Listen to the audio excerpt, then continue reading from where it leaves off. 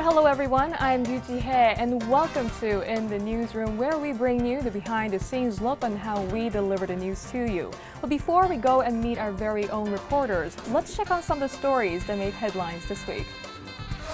A series of typhoons that hit the nation drove up food prices, and there are worries about further price hikes around Chuseok, or Korean Thanksgiving holiday, which falls at the end of the month. With just a little over 100 days until the presidential election here in Korea, the National Assembly convened its regular session on Monday. A number of bills were up for vote, including one that would allow an independent probe into allegations that President Lee Myung-bak committed irregularities while purchasing land for his planned retirement home. Unification Church founder Reverend Moon Sung-myung died at the age of 92. The religious leader, who grew his worldwide ministry into a sprawling business empire, passed away from complications from pneumonia. Responding to deepening public concerns over a series of heinous sexual crimes in Korea, the Seoul government is seeking to expand the use of chemical castration for those convicted of sexual assaults against minors under the age of 19. Korea has ranked 19th among 144 countries in terms of its global competitiveness, up 5 notches from last year, largely backed by improvements in the country's welfare and education systems. But that's all the headlines this week. Hello guys. Well, our newsroom looks quite empty today with quite a number of our reporters out in the fields. I don't see our male reporters especially. Yes, all our male reporters are gone covering stories. Myung-gil is in Jeju right now covering the UN World Conservation Congress. And Hyunbin is down in Gwangju covering the Biennale, which is the biggest modern art exhibition in Korea. Right. Well, speaking of going out in the field and covering the story, Yeonji, I know that you were out. Can you tell us more about your story? Yes, I visited the Choge Temple in the heart of Seoul, and a group of religious leaders and civil society leaders gathered, and they said, we want the Mount Geumgang tourism project resumed and revived again.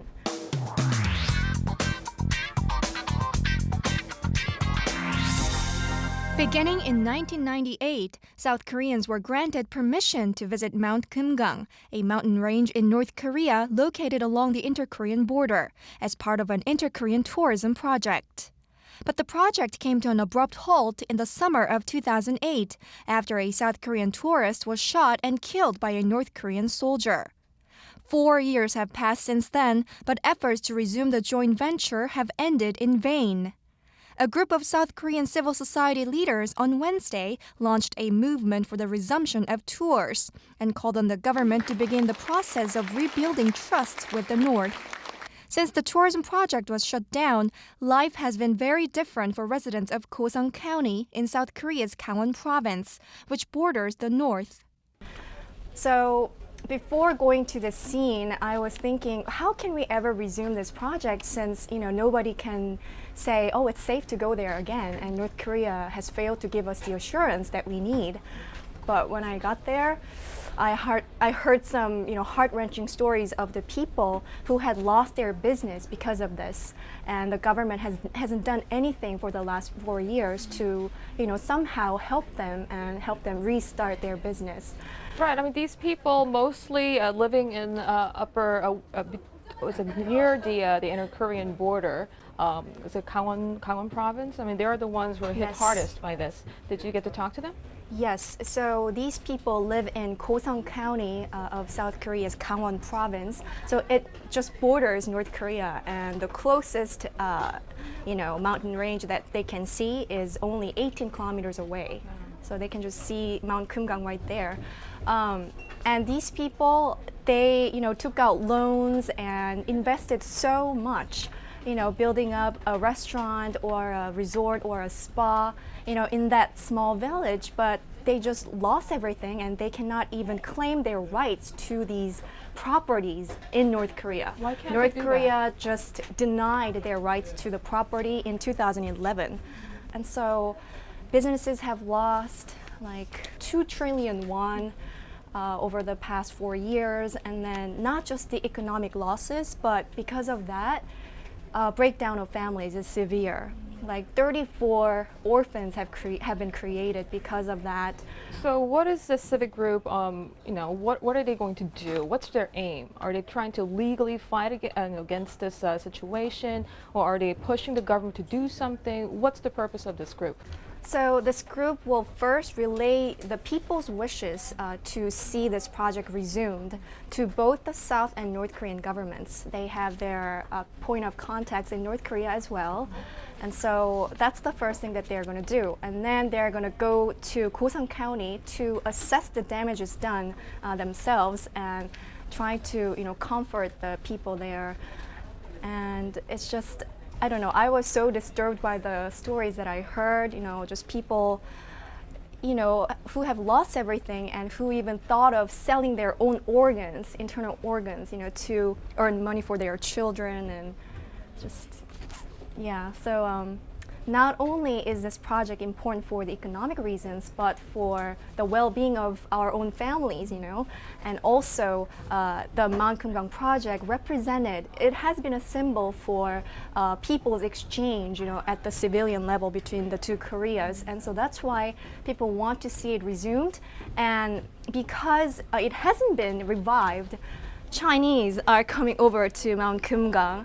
And they're saying this is not supposed to happen. Why can why can South Koreans be there and do a business with our brother North Koreans? That's what's supposed to happen, not Chinese taking over our own property. I see. Should be some sort of diplomatic efforts to be put there to move forward, like you said, put the past behind, Right. someone move forward. And You-sun, most of the time you're off at the ministry, so we don't see you quite often. But this week, it seems that you've been making quite a trip to the office. Yes. Why is that? Well, the past month or so, we've been covering quite intensively on Korea and Japan's disagreement over the sovereignty of Dokdo Islets, and also recently, Japan has been denying that the Japanese military coerced Korean women into sexual slavery during the Second World War. So I thought this would be a good time to take a closer look into the historical backgrounds of both countries' different positions on both issues, and see exactly why Japan is so motivated to make such claims, and also look forward to what really lies ahead for the two countries, especially now that a couple of months down the road, the two countries will both see a new government take term in office.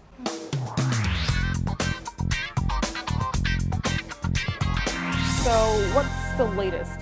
Well, there's actually quite a range of historical evidence that shows that both Korea and Japan, as far back as the 17th century, acknowledged that Dokdo is Korean territory.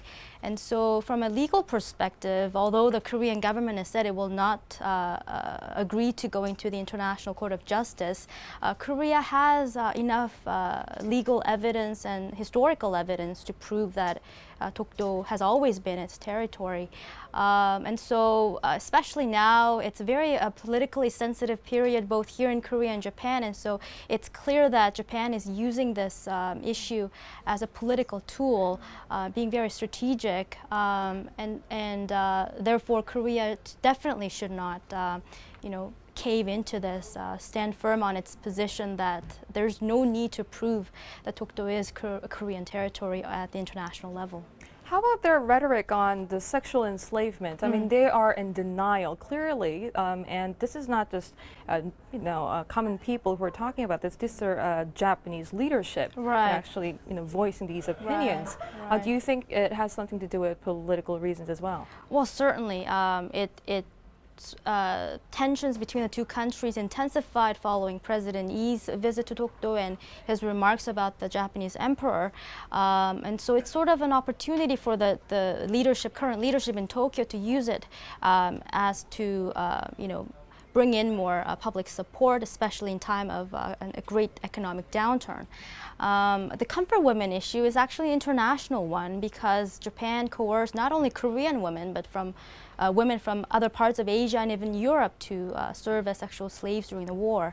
And so although high-ranking officials have denied having direct involvement in the management of these places where these women were forced into sexual slavery, back in the 1990s, Japan had partially admitted its direct involvement. And so it's clearly a dispute, an ongoing dispute, not just between Korea and Japan, but at the international level. And we have that bilateral agreement with Japan where, when the two countries cannot come to an agreement on an issue, they are to negotiate bilaterally, and if not, go to arbitration. That's what the Korean government is trying to do. So Dokdo and the comfort women issue are clearly two separate issues, and that's why Korea has a different stance on each issue. But on the issue of former comfort women, I feel like Japan has more to lose than to gain. Because there is so much evidence that this did happen. Right. And so I don't know. Japan is fully aware, and it is aware of the risks and the international condemnation it's about to face. And talking about wartime crimes, like Japan will, only see more disadvantages when we're talking about like the Second World War. For example, a couple of weeks ago, Korean Americans in New York and New Jersey area, they held a protest against Japan because they actually utilized a rising sun flag in the uniforms of Japanese gymnastics team, and the Korean Americans there urged Japan to stop displaying such, icons of the wartime crimes where they committed a lot of violence as well as sexual assault to the comfort women and the Korean women then. So they actually urged the Japanese government to stop, displaying all types of the rising sun flag, including uniforms in the Olympic team. Well, speaking of Olympics, we thought the games were all over in London, but it's not, clearly. Ji-sun, you've been on the roll, like keeping us updated with the latest on the Paralympics. So, tell us more. Right. Just 2 weeks have passed since the Olympic Games came to a close on 13th of August. And on the 29th, the Paralympics kicked off with over 4,200 athletes from over 160 countries. And Korea, of course, participated with nearly 150 athletes.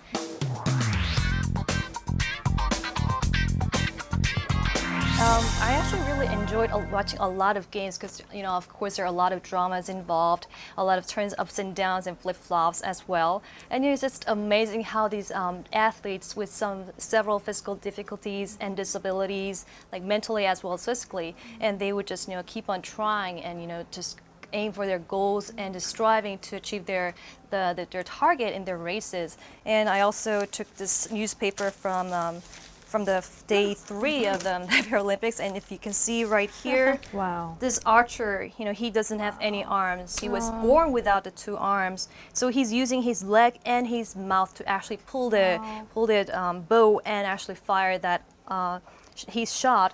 And he's not the only one who has like fewer limbs, just like 1 arm or without the legs. And of course, he's actually an American, and we also saw a lot of another American who has no arms, but she keeps on swimming just using her legs, as well as another swimmer who has no legs, would just use his arms to actually participate in the butterfly event as well. It's inspiring and uplifting to see, and it's like a superhero sort of a film that you're watching. It just makes you realize the word disabled is ridiculous. This is He's fully able, capable. Exactly. Miraculous. Possibilities are endless, really. Is there any particular players that we need to keep our eyes on? Well, actually, like what impressed me the most was that these athletes have a really long lifespan in Paralympics. For example, Lee Hwa-suk, the gold medalist in team event in women's archery, as well as silver medalist in an individual event, she's actually 46 years old, and she is also a mother. And all the 3 lady archers in the women's team are over 40, in their 40s. And what's actually amazing is like a few of the athletes there were actually professional athletes before they turned into the Paralympics. Some were like base basket players before they turned into shooter for the Paralympics. So I think a lot of athletes too had to stop their athletic career for injuries or accidents, or actually finding new goals and like a lot of dramas in the Paralympic scene. So I think it's a new dimension and a new lives chapter for these athletes. Wow. I mean, it's a shame that there's less hype about Paralympics compared to Olympics, but it's as competitive, like you said, and I certainly wish them all the best. Right, it's been another great week. Thank you very much for your input. And the weather these days, it's absolutely amazing. So hopefully we can make the best of that during our weekend. All right. Thank you very much. Bye. See you later.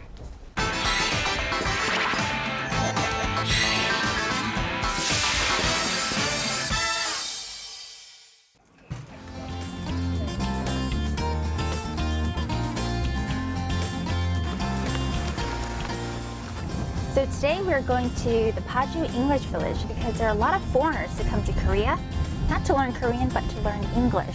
And so I think we're all curious on why they come to Korea, so we're going to go there and check it out.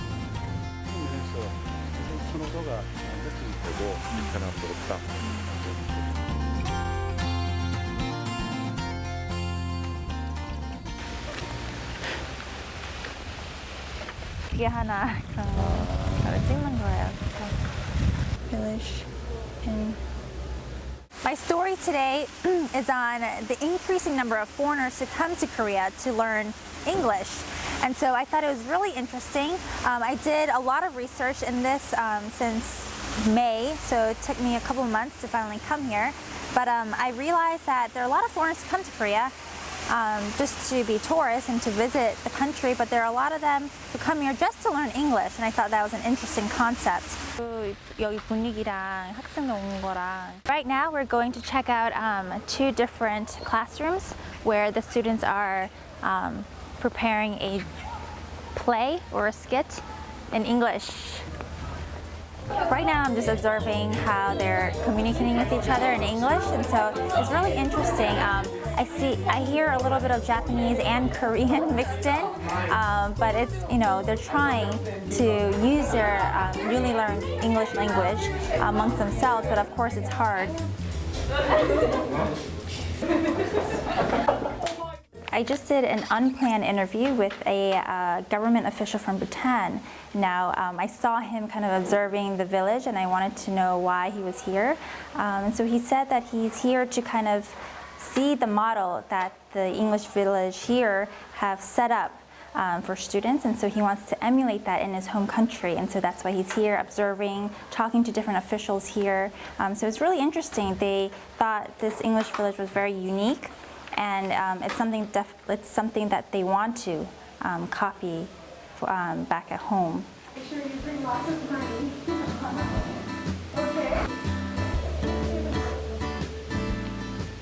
So right now we're observing a storytelling class where students are learning how to construct full sentences and also write their own stories in English. And so we're observing a native English speaker teaching English to these foreign students. So I first observed their drama class, or the students partaking in a skit, and it was more of a fun way to learn the language, to speak comfortably, conversationally.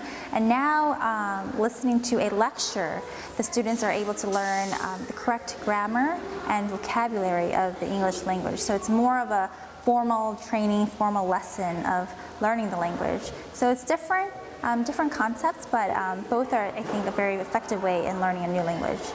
좀 이렇게 변화를 시키고 싶으면요, 여기 영어 마을 어떻게 좀 체인지를 하고 싶은 뭐 있어요? I'm going to interview the head of this English village, and we're trying to do a different camera take on this interview. Instead of a one shot, with the microphone up to his face, I'm going to be walking and talking with him casually. So hopefully it'll be good for our news package, something different, a different angle. So we're going to give this a shot. With its own post office and city hall, this English village looks just like a real town, except everyone has to speak English here. Now, this Paju camp, which is located just an hour north of Seoul, is the largest English village in Korea.